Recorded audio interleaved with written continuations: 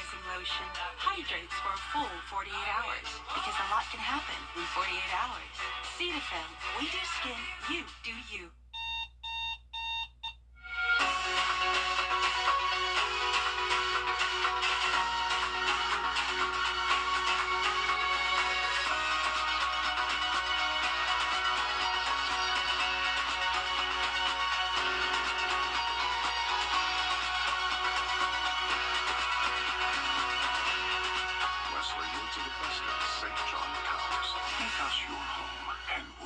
Your day, every day. Who do we want? Massive. Chief Meteorologist Tim Miller. Weather coverage you can count on. The Live 5 for 6 Skyview Network, sponsored by Terry Lambert Hyundai. We're back in the freezer tonight as temperatures dip into the 20s. I'll have details on that, plus some rain chances ahead coming up in the 5 for 6 forecast. Right now on News Channel 6 at 4, searching for Jamila Smith, the woman last seen in Aiken County, where that investigation stands now. Plus, fixing up the Sand Hills community, the plans for a building now owned by the city of Augusta. And the push to open bars in Richmond County on New Year's Eve, as News Channel 6 at 4 starts now. Live from Television Park, this is WJBF News Channel 6 at 4. Good afternoon, everybody. I'm Brad Means. And I'm Jenny Montgomery. Thank you so much for joining us. We want to begin with a developing story out of Nevada where a suspect is dead after a shooting on the campus of the University of Nevada, Las Vegas. You are taking a live look at the scene now. Investigators say this shooting started in a building on campus. There appear to be several victims. UNLV now. Details are limited, but count on News Channel 6 for more on this developing story as that information comes in. Coverage you can count on continues in Aiken County, where loved ones and friends hope to find a missing mother.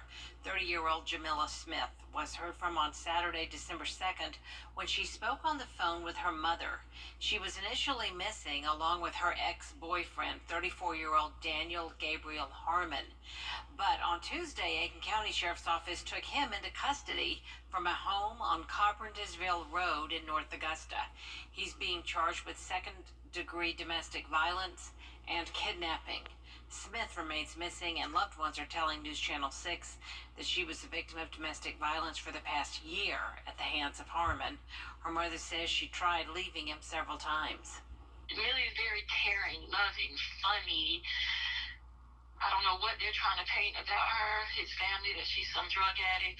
I know everybody's seen this video of them at the fair, but he had got into it, and she was just trying to diffuse the situation. Smith is a black woman. She's 5'3", 107 pounds, with black hair and brown eyes. Anyone with information on where she might be should contact the Aiken County Sheriff's Office. The number there is 803-648-6811. The mother of an Allendale County man killed in 2018 wants to remind the public to speak up on what would have been his 28th birthday. Markel Thomas, born December 6th, 1995, was featured on Cold Case Project on News Channel 6. Last August, the Fairfax man was murdered April 10th, 2018. Somebody shot him outside his home on Aiken Avenue South. His mother, Barry Thomas, says her son was just 22 years old, and now she is reflecting on his birthday. As a grieving mom, all of these high-profile cases that's being aired all over the world. For me, Marquell case is high-profile. Marquell's justice is high-profile. I want his case front and center. Anybody with information on the murder of Marquell Thomas should contact Crime Stoppers of the Lowcountry at 843-554-1111, or you can call law enforcement in your area. They can get you to the right place, and reminding you there is a $5,000 reward. The Richmond County Coroner's Office is investigating a murder case. Here's what we know so far. They say 28-year-old Deontay Sledge was shot and killed in a car on Saturday on Blackstone Street. Sledge died right there. No information on a suspect has been released yet. The spouse of a Fort Eisenhower soldier now indicted for murder, 30-year-old April Short, is charged in the death of her 11-month-old child. Investigators say she stabbed and cut the child last month. The Army Criminal Division and the FBI are also investigating. If convicted, Short could be sentenced to death. It is time now for our first look at the forecast. Meteorologist Miller. Weekend details coming up in your 5 for 6 forecast, Brad and Jenny. Miller, thanks. If you plan to head to a bar in Augusta to ring in the new year, you may be out of luck. News Channel 6's Bria Smith, live in downtown Augusta. Tell us how this is all happening. Bria. That's right. Well, under the state law, the Augusta Commission can designate one Sunday each year for bars to be open. And earlier this year, commissioners voted for Super Bowl Sunday. But with New Year's Eve falling on a Sunday this year, bar owners and goers are questioning what New Year's Eve would be like. Most people see New Year's as a holiday for folks to gather, celebrate, and welcome. And a lot of people look at the countdown in Times Square. So I think people just get together, just celebrate, passing time, growing. I mean, time's passing by faster the older I get, so I start to appreciate it more. Commissioners are reaching out to state leaders on what could be done, but as of right now, bars will be closed on New Year's Eve. Reporting live in downtown, Bria Smith, WJBF, News Channel 6. The city of Augusta has just purchased the Weed School property. That's on Mount Auburn Avenue in the Sandhills section of town. $1.3 million, the purchase price. And they tell us it's all part of an effort to reimagine the Sandhills community. Graham Lee has more. The Weed School was used as a space for education and learning for 75 years. It's been closed since 2011, but the city has now bought the property to bring new life to the Sandhills community. The housing department has been working with several organizations to bring economic development to the neighborhood. Funding from a national HCD grant allowed the city to buy the property for $1.3 million. HCD Director Hawthorne Welcher says the goal is to turn the property into a gathering point for the whole community. So we want to make this a central point. We want to make it pretty much a point where we have commercial development. We want to bring about jobs. We want to bring about some leisure type of activity. But we want this to be a gathering point, a central point, a nucleus in the economic stimulus for all. Walter says the next step is to get feedback from those in the community about what they would like to see happen. Those meetings will be in the first and second quarter of next year. In Augusta, Graham Lee, WJBF, News Channel 6.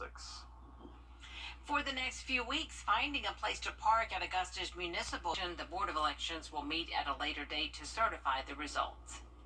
Aiken County Emergency Services is set to introduce cutting-edge CPR devices. Today, nearly 70 EMTs took part in training for the new equipment. The machine does chest compressions during emergencies, and it helps the providers move patients without stopping that life-saving measure. After the training that we had today and future training, I think that we can start shaving off some seconds on putting this device on and getting the ball rolling with moving the patient out to the truck and getting everything we need to get done. Once training is complete, new devices will be added to 16 ambulances.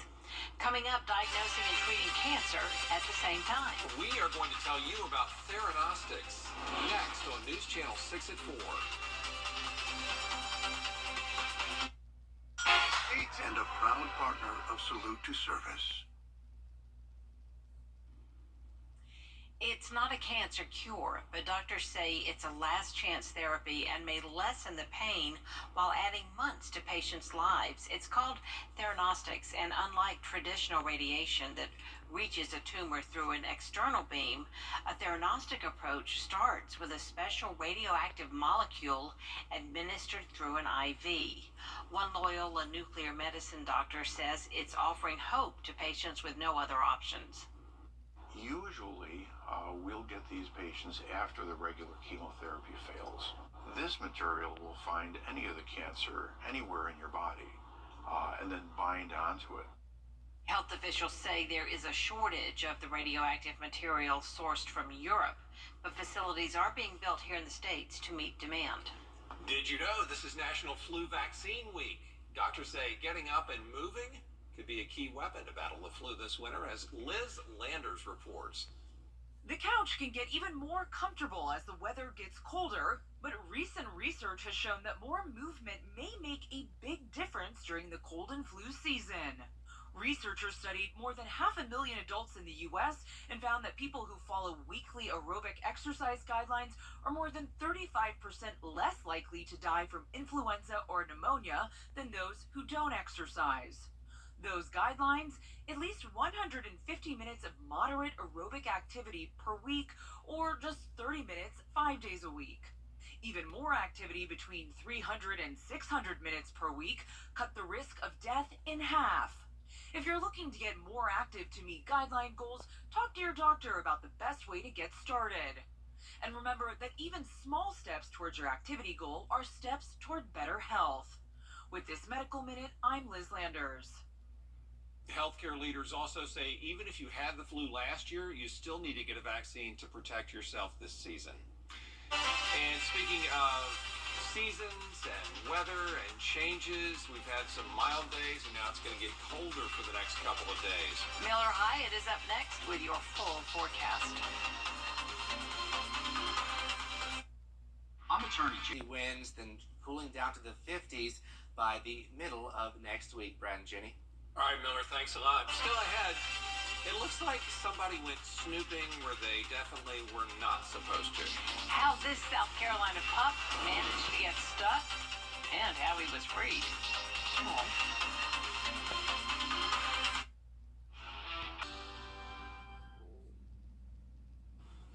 A dog from the Carolinas found himself in a pretty tight spot. He really sniffed out some mischief.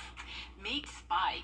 Oh, no. Goodness gracious, or at least just his head. Not good. After poking around, the hound got stuck in the dryer vent at his house. Spike was visiting the homeowner's grandmother, who called for help once she found him in that weird situation. Officers say they don't know how he managed to get his head all the way through the dryer hole, but they made it a little bit wider, and there's Spike back to normal again after they pulled him back inside and he was able to crawl out. Dogs are so curious. I mean, They are. We got a puppy recently, and it constantly tries to get in the dryer, so I can see how that could happen. Goodness gracious. Well, so glad Spike is okay. Thank goodness. Sweet Spike. Well, still to come, a lot more on News Channel 6 at 4:30 for you. Right, the 4th GOP presidential debate is tonight. We'll have a live report on what you can expect next. Drew Johnson for Rooms to Go. If you've been arrested for a DUI in Georgia, you may only have 30 days to protect your license or your privilege to drive here. Hi, I'm Tiffany Duncan of DUI Duncan, the DUI firm here in Augusta. Visit our website at DUIDuncan.com to see what we've done to help so many drivers. If you've been arrested for a DUI in Georgia, call me now for a free consultation. While the firm, of course, cannot guarantee results, we do guarantee hard work and fast action. Remember the name, DUI Duncan. The Live Viper 6 Skyview Network, sponsored by Terry Lambert Hyundai. Well, we had ourselves a pretty delightful day today, right? A little cool. Normally we would be a little bit warmer than we are, but still in all a delightful December day. And we'll continue that trend over the next couple days before some changes that are on the way. Details of your Viper 6 forecast straight ahead. Right now on News Channel 6 at 6, making plans for New Year's Eve. Why going to the bar may be out of the question in Augusta. Plus, a local mother seeking justice, still looking for answers 5 years after her son's death. And new medical technology in Aiken County. How an innovative CPR device will help save lives. As your News at 6 starts now. Live from Television Park, this is WJBF News Channel 6 at 6.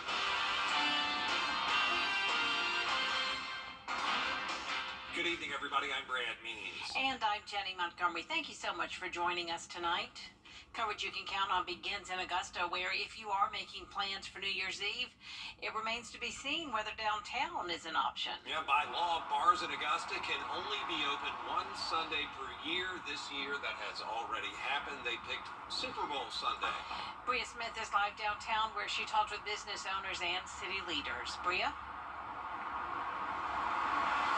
That's Ryan, well, it's a decision bar owners tell me they wish they could have been a part of. Now they might miss out on one of their most paid days out of the year. I'd say open, let people enjoy life. I don't know, people got a reason to celebrate, let them enjoy it. The Loft bar owner, Adrian Estrada, tells me holidays like New Year's are big business. The Super Bowl Sunday, everybody's got to work the following day. You know, it's not a big celebration day, so people are going to come out. If they do come out, they're going to have a couple of beers, watch the game. And if the fan base isn't there for the two teams that are in the Super Bowl, I mean, it affects our sales. But his main concern is not having had a choice in which Sunday out of the year bars in Augusta can open. It was never communicated to us. We were never asked. We never had the opportunity to voice our opinions. And it's very difficult, very frustrating to find out that they're telling us that we can't close on possibly the biggest day of our year. After Tuesday afternoon's commission meeting, members began working to try and make it possible for bars to serve. So what we're working on now is talking to state leaders to, figure out ways that we can still serve our downtown business owners that weekend. As commissioners continue to work on a solution, bar owners say the issue is bigger. St. Patrick's Day, people come to celebrate. New Year's Eve, it's a day of celebration. We're destinations at that point.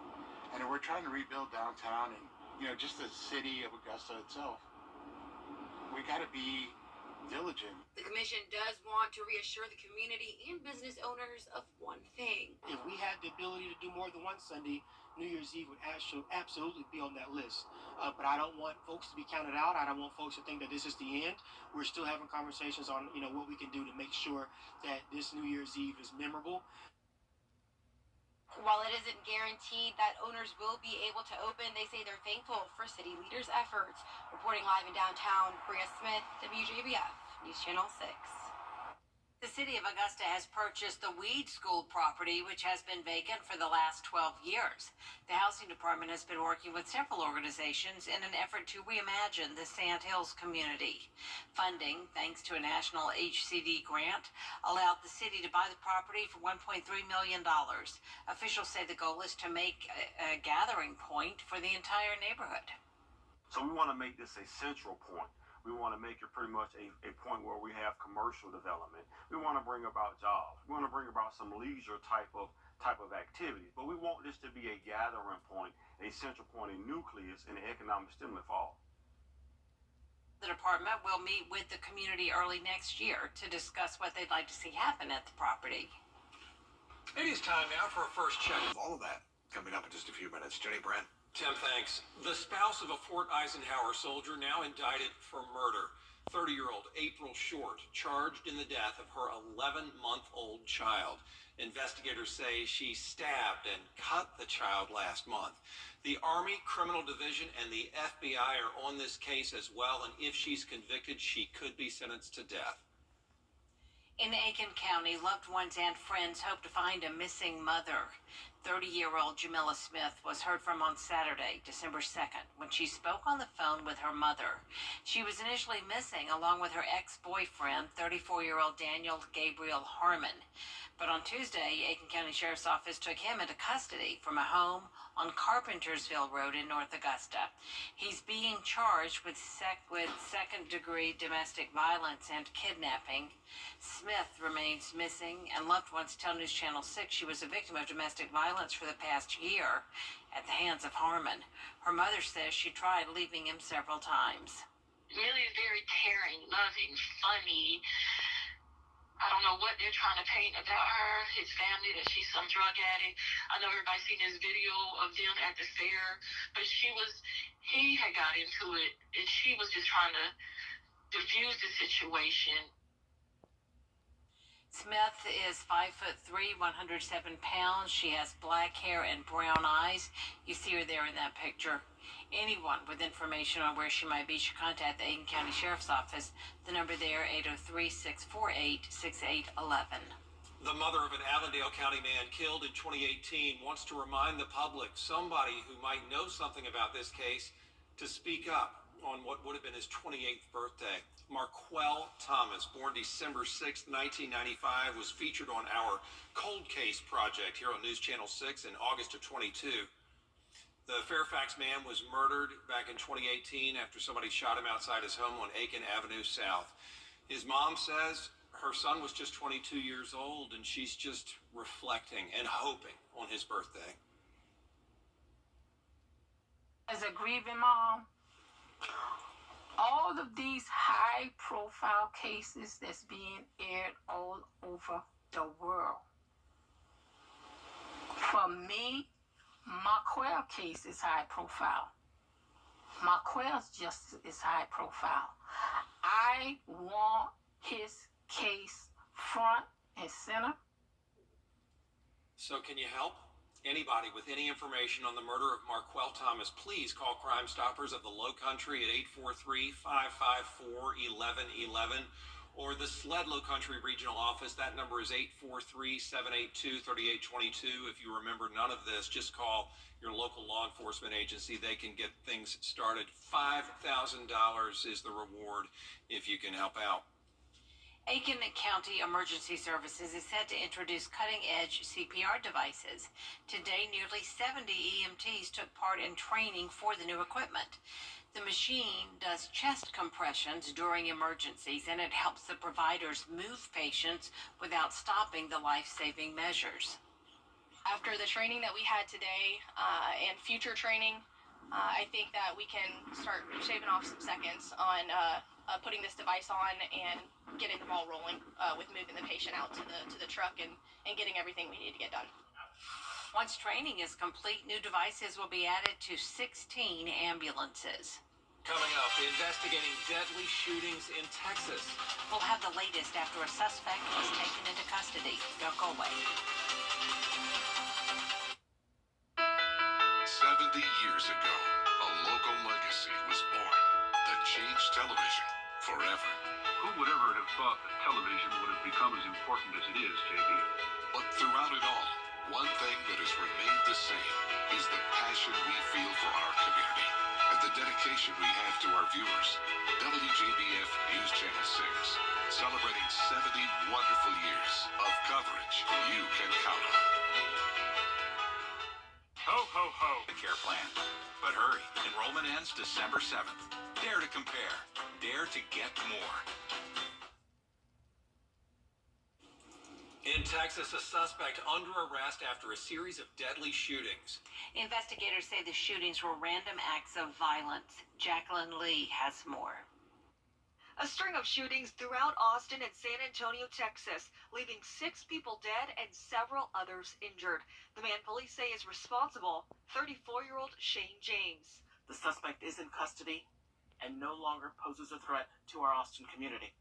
I want to emphasize that APD and other law enforcement did not determine that these incidents were connected until the last incident occurred tonight after the male suspect was taken into custody. Investigators say the rampage began when the suspect allegedly traveled to Austin around 11 a.m. Tuesday, shot and injured a school district police officer, and then traveled south, killing 2 people on a street. That was followed by multiple 911 calls about a male cyclist, shot but alive with non-life-threatening injuries. I do want to express my deepest condolences to all of the victims and their families. Officials allege James then tried to burglarize a home Tuesday night. When police officers arrived, authorities say James shot and injured a police officer before leading them on a high-speed chase that ended in a crash, with James taken into custody. Sheriff's deputies in San Antonio received a call from officers in Austin asking if they could check a home connected to the suspect. When officials arrived, they discovered 2 bodies inside, believed to be family members in their 50s, wedged inside a small room with fatal gunshot wounds. Officials calling the scene grisly. And James was booked in the Travis County Jail overnight and is charged with capital murder. Jacqueline Lee, ABC News, Los Angeles. Is us now for another check of the forecast? Yeah, waiting for the cool down, Tim. Yeah, it's a coming. We started off this morning rather cool, 35, high only of 60 today, a little bit below average. Boy, is it going to be cold tomorrow morning. A full look at that forecast is straight ahead. Who could ever forget Renee Strickland of Augusta? Congratulations, Renee. Register to win your umbrella at WJBF.com. All right, Tim, thank you. Up next, our WJBF Scholar Athlete of the Week. And a look ahead to tonight's Palmetto State rivalry between Clemson and South Carolina in sports. We're starting a movement. Their rivals now, they'll take a little break for exams. If you hear screaming kids coming from Christenberry Fieldhouse on Thursday, don't be alarmed. The AU men's basketball team hosting their annual Education Day game. More than 2,000 fifth graders from Richmond County will attend the game for a special 11 a.m. tip-off against Bruton Parker. The Jags are going to do this again December 18th and host Columbia County school kids. This week's WJBF Scholar Athlete Award winner is Briarwood Academy's Bonner Reynolds. He's a three-sport star for the Buccaneers, plays baseball, basketball, and football, and also gets it done in the classroom where he's in the National Honor Society, received the 2023 President's Award for Academic Excellence, and has competed in the Regional Spelling Bee for 4 years. His parents and coaches say Bonner's a great example for young kids because he's kind, humble, and exceptionally hardworking. I'm very honored. I've put in a lot of work for it. I've had a lot of people help me, and it's great. Very honored. And for him to be a leader and stand up and do the things he's done and just take charge of his athletics and his academics, and he works a little bit, and it's just, a great kid, kind to others, and we're just so proud. I'm just glad that Bonner continues to work hard in everything he does. It's been instilled to him from his grandparents, us, his school. Plays three sports, but he has 3 or 4 yards he takes care of, so he has no downtime. So very honored for him, and just looking forward to what he does in the future. You can't put it into words, the leadership he does for our team. On and off the field, all the young kids look up to him. He truly is an example of what you're supposed to turn into. He's a great leader, and so proud for him and his family. Football team into the state semifinals this year. He doesn't know where he wants to go to school, but he says he wants to stay in Georgia and continue playing sports. Congratulations. We'll be right back. Wow, if you're looking for great deals on Christmas decor, you've got to get to Carolina Pottery. Huge selections of ornaments, trees, wreaths, and greenery, all at our everyday low prices. Get festive for less this year. Visit carolinapottery.com or a store near you. Ho, ho, ho. It's Christmas time again at Carolina Pottery. Shop and save on our variety of decorating themes.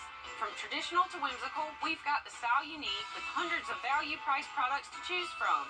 Visit carolinapottery.com or a store near you.